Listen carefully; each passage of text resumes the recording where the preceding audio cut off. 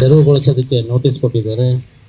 ಅದರ ವಿರುದ್ಧವಾಗಿ ಶಾಲೆಯ ಹಳೆಯ ವಿದ್ಯಾರ್ಥಿಗಳು, ಈ ಭಾಗದ ಎಲ್ಲ ಮುಖಂಡರುಗಳು, ಆ ಶಾಲೆಯಲ್ಲಿ ಓದಂಥವರು, ಆ ಶಾಲೆಯ ಬಗ್ಗೆ ಪ್ರೀತಿ ಗೌರವ ಇರೋಂಥವರೆಲ್ಲ ಕೂಡ ಇಲ್ಲಿ ನಾವು ಸೇರಿದ್ದೀವಿ.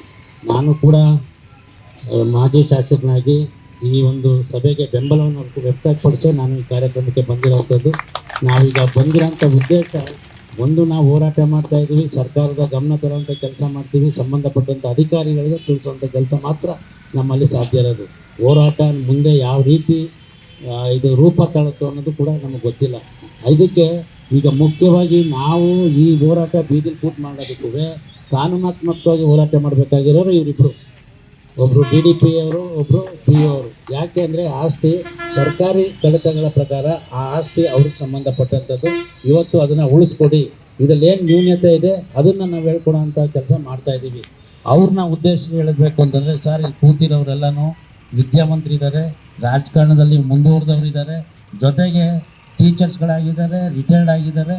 ಈ ರಸ್ತೆ ನೋಡ್ತಿದ್ದೀರಲ್ಲ, ಇದನ್ನು ಮಾಡಿಕೊಟ್ಟಂಥ ಪುಣ್ಯಾತ್ಮ ಪುರುಷೋತ್ತಮ ಹೆಗಡೆ ಅಂತ ಇದ್ದರು, ಅವರು ಕೂಡ ಚೀಫ್ ಇಂಜಿನಿಯರ್ ಆಗಿ ಇರೋಂಥದ್ದು.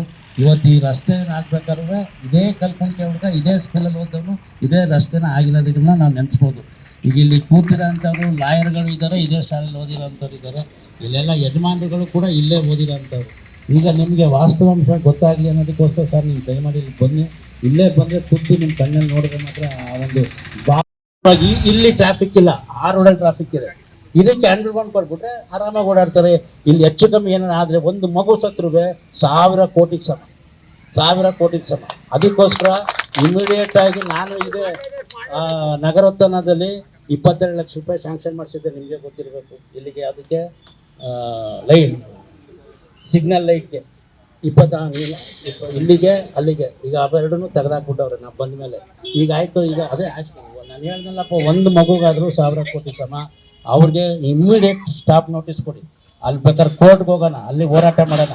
ನೋಡಪ್ಪ, ನೀನು ಮಾಡೋದು ಮಾಡ್ತೀಯಾ, ನಮ್ಗೆ ಇದು ಮತ್ತು ಶಬ್ಬೀರ್ ನಗರ ಸರ್ಕಲ್ ಎರಡೂ ಅಂಡರ್ ಪಾಸ್ ಮಾಡಲಿಲ್ಲ ಅಂದರೆ ಭಾಳ ತೊಂದರೆ ಆಗ್ತದೆ. ಸಾವಿರಾರು ಜನ ದಿನನಿತ್ಯ, ಏನು 1000 2000 ಅಲ್ಲ, ದಿನನಿತ್ಯ ನೀವು ಬೇಕಾದ್ರೆ ಒಂದು ಸಮೀಕ್ಷೆಗೆ ಇದು ಮಾಡಿ, ನೀವು ಇಲ್ಲಿ ನಾಳೆಯಿಂದ ಇಲ್ಲಿ ಒಂದು ಟೇಬಲ್ ಹಾಕಿ ಸಮೀಕ್ಷೆ ಮಾಡಿ, ಒಂದು ವಾರಗಳು ಇದು ಮಾಡಬೇಕು. ಎಷ್ಟು ಸ್ಕೂಟ್ರ್ಗಳು ಓಡಾಡಿ, ಯಾಕಂದರೆ ಇಲ್ಲಿಂದ ಮುಂದೆ ಹೋಗೋ ಹಳ್ಳಿಗಳಿಗೆ, ಕಟ್ಟೆಮಾಡಿಯಿಂದ ಮುಂದೆ ಹಳ್ಳಿಗಳಿಗೆ ಆ ರೋಡಲ್ಲಿ ಹೋಗ್ತಾರೆ, ಕಟ್ಟೆಮಾಡಿಯಿಂದ ಮುಂದೆ ಇರೋ ಹಳ್ಳಿಗಳಿಗೆ ಈ ರೋಡಲ್ಲಿ ಬರ್ತಾರೆ. ಈಗ ಸ್ಕೂಲಿನ ಶಾಲಾ ಮಕ್ಕಳ ಭವಿಷ್ಯಕ್ಕೆ ಇದೊಂದಿರೋದು. ನೀವು ನೋಟಿಸ್ ಕೊಟ್ಟು ಸ್ಟಾಪ್ ಮಾಡಿ ಅಂತ ಕೊಡಿ.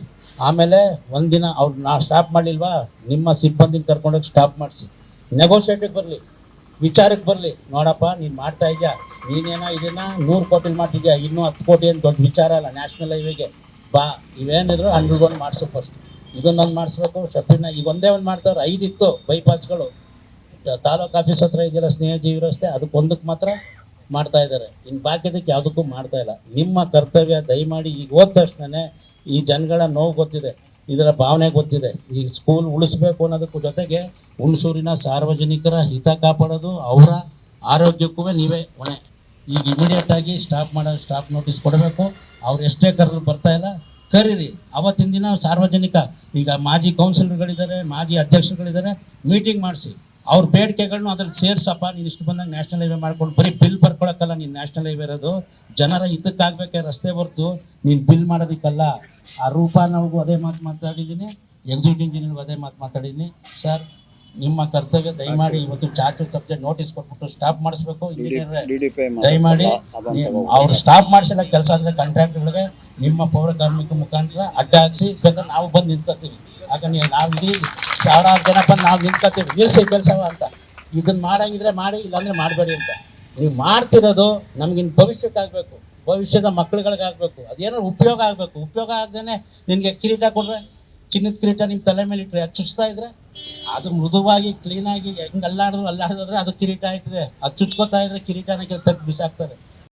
ಈ ಹೋರಾಟ ಯಶಸ್ವಿಯಾಗೋಕ್ಕಿಂತ ನಾನು ಜೊತೆಲಿರ್ತೀನಿ, ಯಶಸ್ವಿ ಆಗೋವರೆಗೂ ಅಂತ ಈ ಮಾತನ್ನ ಹೇಳಿ, ಈಗ ಬಂದಂಥ ಅಧಿಕಾರಿಗಳಿಗೆ, ನಮ್ಮ ಕರೆಗೆ ಹೋಗ್ಬಿಟ್ಟು ಬಂದಂಥ ಅಧಿಕಾರಿಗಳಿಗೆ ತುಂಬ ಹೃದಯದ ಧನ್ಯವಾದಗಳನ್ನ ತಿಳಿಸಿ. ಇದು ಒಂದು ಪಾರಂಪರಿಕ ಕಟ್ಟಡ. ಯಾವುದೇ ಕಟ್ಟಡಕ್ಕೆ 100 ವರ್ಷ ಆದರೆ ಇವತ್ತು ಸರ್ಕಾರನೇ ಅದನ್ನ ಪಾರಂಪರಿಕ ಕಟ್ಟಡ ಅಂತೇಳಿ ಘೋಷಣೆ ಮಾಡಿ ಅದನ್ನ ಪೋಷಣೆ ಮಾಡಬೇಕಾಗಿರ್ತಕ್ಕಂಥದ್ದು ಈ ಸರ್ಕಾರಗಳ ಜವಾಬ್ದಾರಿ. ಆದರೆ ಏಕಾಏಕಿ ಒಂದು ನೋಟಿಫಿಕೇಶನ್ ಇಲ್ಲ ಒಂದು ಹೊಡಿತೀವಿ ಅಂತ ಹೇಳಿ ಒಂದು ಸರ್ಕಾರದಿಂದ ಯಾವುದೇ ನೋಟಿಫಿಕೇಶನ್ ಇಲ್ಲ. ಏಕಾಏಕಿ ನಿಮ್ ಶಾಲೆಯನ್ನ ಮಾರ್ಚ್ 30 ನಂತರ ನಾವು ಡೆಮಾಲಿಷ್ ಮಾಡ್ತೀವಿ ಅಂತ ಹೇಳಿದ್ರೆ ಏನ್ ಅರ್ಥ ಇದು? ಹಂಗಾದ್ರೆ ನೀವು ಬನ್ನಿಕೊಪ್ಪಲ್ಲಿ ಯಾಕೆ ನಿಲ್ಸಿದ್ರಿ ಕೆಲಸ? ಅಲ್ಲಿಂದ ಅಲ್ಲಿ ಯಾರಿಗೆ ತೊಂದರೆ ಆಯ್ತಾ ಇರೋದು ಸ್ವಾಮಿ? ಆದ್ರೆ ಇಲ್ಲಿ ಒಂಥರ ನ್ಯಾಯ, ಅಲ್ಲೊಂಥರ ನ್ಯಾಯ ಮಾಡಿ. ಇವತ್ತು ನಾವು ಕೇಳ್ತಾ ಇರೋದು ನಮ್ಮ ಸ್ವಾರ್ಥಕ್ಕಾಗಿ ಕೇಳ್ತಾ ಇಲ್ಲ. ನಾವು ಕೇಳ್ತಾ ಇರ್ತಕ್ಕಂಥದ್ದು ಈ ಊರಿನ ಬಡವರ ಮಕ್ಕಳು ಕಲಿತಾ ಇರ್ತಕ್ಕಂಥ ಶಾಲೆ ಉಳಿಸಿ ಅಂತ ಕೇಳ್ತಾ ಇದೀವಿ. ನಾವು ಆರಂಭಿಕ ಹಂತವಾಗಿ ಇವತ್ತು ಸಾಂಕೇತಿಕವಾಗಿ ಧರಣಿಯನ್ನ ಆರಂಭ ಮಾಡಿದ್ದೀವಿ. ನಾವಿಲ್ಲೇ ಘೋಷಣೆ ಮಾಡ್ತಾ ಇದ್ದೀವಿ, ಯಾವುದೇ ಕಾರಣಕ್ಕೂ ಸತಸಿದ್ಧವಾಗಿ ಈ ಶಾಲೆಯನ್ನ ಹೊಡಿಲಿಕ್ಕೆ ನಾವು ಬಿಡೋರಲ್ಲ. ಆಗೋದಲ್ವಾ?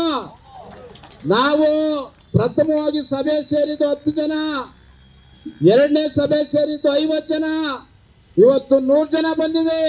ಮನೆಗೆ ಹೋಗಿ ಹೇಳಿ ನಮ್ಮ ಶಾಲೆ ಉಳಿಸ್ಲೇಬೇಕು, ಎಲ್ಲ ಬನ್ನಿ ಅಂತ ಹೇಳಿ ಈ ಶಾಲೆಯನ್ನ ಸತಸಿದ್ಧವಾಗಿ ಉಳಿಸ್ತೀವಿ. ಹಂಗಾಗಿ ನೀವು ಕೂಡ ನಮ್ಮ ಬೆನ್ನೆಲುಬಾಗಿ ನಿಲ್ಲಬೇಕು. ಸರ್ಕಾರಿ ಹಿರಿಯ ಪ್ರಾಥಮಿಕ ಶಾಲೆ ರಾಷ್ಟ್ರೀಯ ಹೆದ್ದಾರಿ ಇದಕ್ಕೆ ಸಂಬಂಧಪಟ್ಟ ಹಾಗೆ ಸ್ಕೆಚ್ ಆಗಿ ಅದನ್ನ ತೆರವುಗೊಳಿಸಬೇಕು ಅಂತ ಹೇಳಿ ನೋಟಿಸ್ ಬಂದಿರುವ ಹಿನ್ನೆಲೆಯಲ್ಲಿ ಆ ಶಾಲೆ ಆಸ್ತಿಯನ್ನ ಸಂರಕ್ಷಣೆ ಮಾಡುವ ಸಂಬಂಧ ನಿಯಮಾನುಸಾರ ಇದನ್ನ ಸಂಬಂಧಪಟ್ಟವರ ಗಮನಕ್ಕೆ ತಂದು ಈ ಒಂದು ಕೆಲಸ, ಯಾಕೆಂದ್ರೆ ಶಾಲೆಗೆ ಬೇರೆ ಜಾಗ ಕೂಡ ಇಲ್ಲ, ಮತ್ತೆ ಶಾಲೆ ಬಹಳ ವರ್ಷಗಳಿಂದ ಇಲ್ಲಿ ಇದೆ. ತಾವೆಲ್ಲ ಇಲ್ಲಿ ಹಳೆಯ ವಿದ್ಯಾರ್ಥಿಗಳು ಎಲ್ಲ ಇಲ್ಲಿ ಸೇರಿದ್ದೀರಾ, ನಿಮ್ಮ ಮನವಿಯನ್ನು ಕೂಡ ನಾವು ಕೊಟ್ಟಿದ್ದೀರಾ. ನಿಯಮಾನುಸಾರ ಇದಕ್ಕೆ ಶಾಲೆ ಉಳ್ಕೊಳ್ಳೋ ಹಾಗೆ ನಾವು ಕ್ರಮ ವಹಿಸ್ತೀವಿ ಅಂತ ಹೇಳಿ ಈ ಸಂದರ್ಭದಲ್ಲಿ ಈಗ ನಗರಸಭೆ ಆಯುಕ್ತರು ಮಾತಾಡ್ತಾರೆ. ಎಲ್ಲರಿಗೂ ನಮಸ್ಕಾರ. ಏನು ಇಂದು ನಮ್ಮ ಶಾಲೆಯ ಉಳಿವಿಗಾಗಿ ಏನು ಒಂದು ಎಲ್ಲ ಹಳೆಯ ವಿದ್ಯಾರ್ಥಿಗಳು, ಜನಪ್ರತಿನಿಧಿಗಳು ಮತ್ತು ಹಿರಿಯ ಜೀವಿಗಳೆಲ್ಲವೂ ಕೂಡ ಒಂದೇ ಒಕ್ಕೂರಿನಿಂದ ಶಾಲೆಯನ್ನು ಉಳಿಸುವಂತ ಒಂದು ತಮ್ಮ ಆಹ್ವಾನ ಹೇಳ್ತಾ ಇದ್ದಾರೆ. ಇದಕ್ಕೆ ಸಂಬಂಧಪಟ್ಟಂಗೆ ತಮ್ಮ ಒಂದು ಆಹ್ವಾನ ಮತ್ತು ಇದಕ್ಕೂ ಕೂಡ ಪತ್ರದ ಮೂಲಕ ಕೂಡ ಎಸ್ಟಿಎಂಸಿ ಅಧ್ಯಕ್ಷ ಸದಸ್ಯರು ಒಳಗೊಂಡಂತಹ ಸಹಿ ಪತ್ರವನ್ನು ಕೊಟ್ಟಿದ್ದಾರೆ.